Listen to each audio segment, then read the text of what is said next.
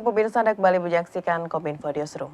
Presiden Joko Widodo menginstruksikan 4 arahan kepada jajarannya terkait dengan upaya peningkatan kualitas udara di kawasan Jabodetabek. Mulai dari intervensi peningkatan kualitas udara, kebijakan pengurangan kendaraan berbasis fosil, hingga edukasi masif kepada masyarakat. Presiden Joko Widodo memberikan 4 arahan kepada jajarannya terkait dengan peningkatan kualitas udara kawasan Jabodetabek. Hal tersebut disampaikan Presiden ketika memimpin ratas di Istana Presiden, Jakarta, Senin 14 Agustus 2023. Presiden menyebutkan kualitas udara di kawasan Jabodetabek memburuk beberapa waktu terakhir. Terlebih pada Minggu 13 Agustus 2023, indeks kualitas udara di DKI Jakarta berada pada angka 156, dengan keterangan tidak sehat yang diakibatkan oleh beberapa faktor seperti kemarau panjang selama 3 bulan hingga emisi transportasi. Adapun 4 arahan tersebut yakni yang pertama, dalam jangka pendek, Presiden meminta seluruh jajaran untuk secepatnya melakukan intervensi yang dapat meningkatkan kualitas udara di Jabodetabek. Dalam jangka pendek, secepatnya harus dilakukan intervensi yang bisa meningkatkan kualitas udara di Jabodetabek lebih baik. Kemudian juga rekayasa cuaca untuk memancing hujan di kawasan Jabodetabek dan menerapkan regulasi untuk percepatan penerapan batas emisi Euro 5 dan Euro 6 khususnya di Jabodetabek. Kemudian perbanyak ruang terbuka hijau dan tentu saja ini memerlukan anggaran, siapkan anggaran. Dan jika diperlukan, kita harus berani mendorong untuk banyak kantor melaksanakan hybrid working, work from office, work from home. Mungkin saya nggak tahu nanti dari kesepakatan di rapat terbatas ini. Dalam jangka menengah, Presiden meminta untuk konsisten melakukan kebijakan mengurangi penggunaan kendaraan berbasis fosil dan segera beralih ke transportasi massal seperti LRT dan MRT. Untuk jangka panjang, Presiden menekankan perlunya penguatan aksi mitigasi dan adaptasi terhadap perubahan iklim, serta menekankan pentingnya upaya edukasi terhadap seluruh komponen masyarakat. Pemirsa, memperingati Hari Kemerdekaan ke-78 Republik Indonesia, Presiden Joko Widodo menganugerahkan tanda kehormatan kepada 18 orang penerima di tahun 2023. Selain Ibu Iriana, 17 nama turut memperoleh tanda kehormatan dari pemerintah. Acara penganugerahan tersebut dilanjutkan pembacaan keputusan untuk pemberian tanda kehormatan yang namanya dibacakan oleh Sekretaris Militer Presiden Laksamana TNI Hersan.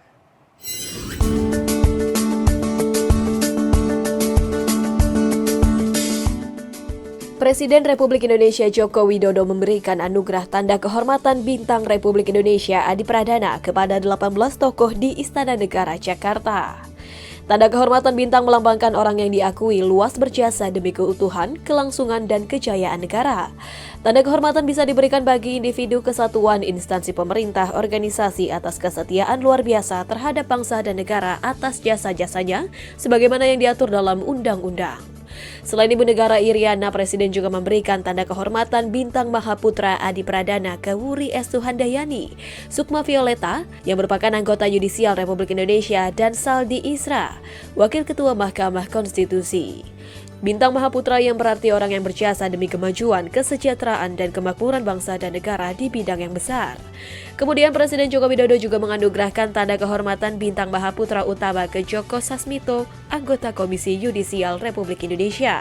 Selanjutnya Presiden juga memberikan tanda kehormatan Bintang Mahaputra Pratama kepada Komjen Pol Purnawirawan Boy Rafli Amar, mantan Kepala BNPT. Presiden Jokowi juga memberikan tanda kehormatan Bintang Mahaputra Naraya kepada Wisnu Utama sebagai penggiat seni.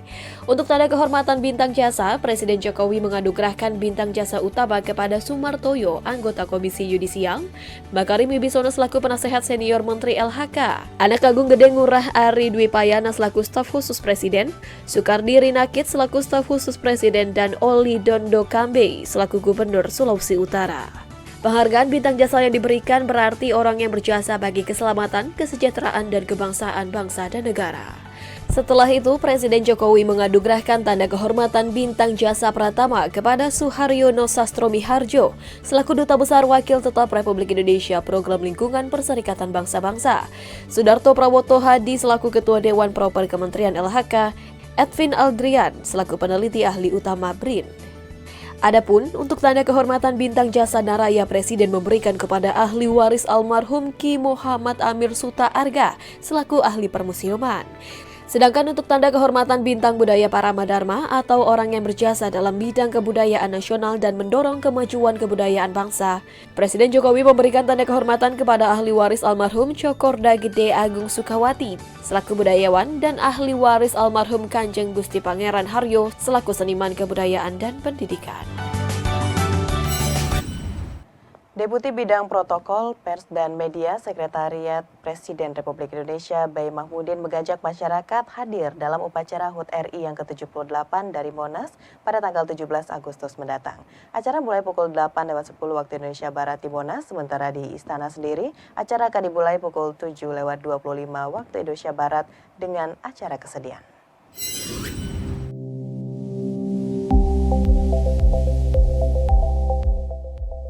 Sekretariat Presiden mengajak seluruh lapisan masyarakat untuk ikut hadir secara langsung dalam upacara peringatan detik-detik proklamasi ke-78 kemerdekaan Republik Indonesia dan upacara penurunan bendera Sang Merah Putih pada 17 Agustus 2023 mendatang. Deputi Bidang Protokol, Pers dan Media Sekretariat Presiden Bay Mahmudin mengatakan, pada peringatan Hari Ulang Tahun Republik Indonesia ke-78 berbeda dari tahun sebelumnya. Terdapat sejumlah penampilan yang lebih menarik dan lebih banyak undangan perayaan Hari Kemerdekaan tahun ini. Saat ini banyak sekali masyarakat yang ingin hadir, apalagi ini setelah pandemi kan. Jadi banyak sekali yang ingin hadir, tapi memang karena keterbatasan tempat, ini hanya sekitar 8.000 orang di pagi dan ya kurang lebih hampir sama di sore itu saja. Dan sore harinya juga ada hiburan-hiburan yang juga menarik pada sorenya nanti. Selain itu, peringatan HUT ke-78 kemerdekaan Republik Indonesia tahun ini pun dikemas dengan banyak mengangkat tema Ibu Kota Nusantara. Beberapa ornamen pada panggung yang disiapkan juga menggunakan desain IKN. Hal tersebut sebagai bentuk semangat bahwa Republik Indonesia memiliki ibu kota baru. Iya, memang temanya tema IKN. Jadi semuanya kan bisa dilihat dari mulai di depan nih tempat foto itu kan udah IKN. Termasuk di sini juga IKN. Ada semacam video conference dengan di IKN, karena di IKN foto IKN bersama dengan Kadin mengadakan upacara peringatan 17 Agustus itu diadakan juga di IKN pada hari yang sama. Sebagai informasi, masyarakat yang ingin mengikuti upacara HUT RI ke-78 dapat mendaftarkan diri melalui situs pandang.istanapresiden.go.id. Masyarakat yang telah mendaftar akan diverifikasi terlebih dahulu, kemudian jika dinyatakan lolos verifikasi, pendaftar akan mendapatkan email notifikasi pengambilan undangan untuk hadir mengikuti upacara secara langsung di Istana Merdeka. Informasi lainnya, pemirsa, konferensi tingkat tinggi ke-43 ASEAN di Jakarta pada 5 sampai dengan 7 September 2023 akan melanjutkan pembahasan penguatan kelembagaan organisasi agar mampu menjawab tantangan selama 20 tahun ke depan. Direktur Jenderal Kerjasama ASEAN Kementerian Luar Negeri, Sidarto Suryo Dipuro, mengatakan pembahasan ini merupakan lanjutan dari KTT ke-42 sebelumnya dengan disahkannya High Level Task Force on Asian Community Post 2025 Vision.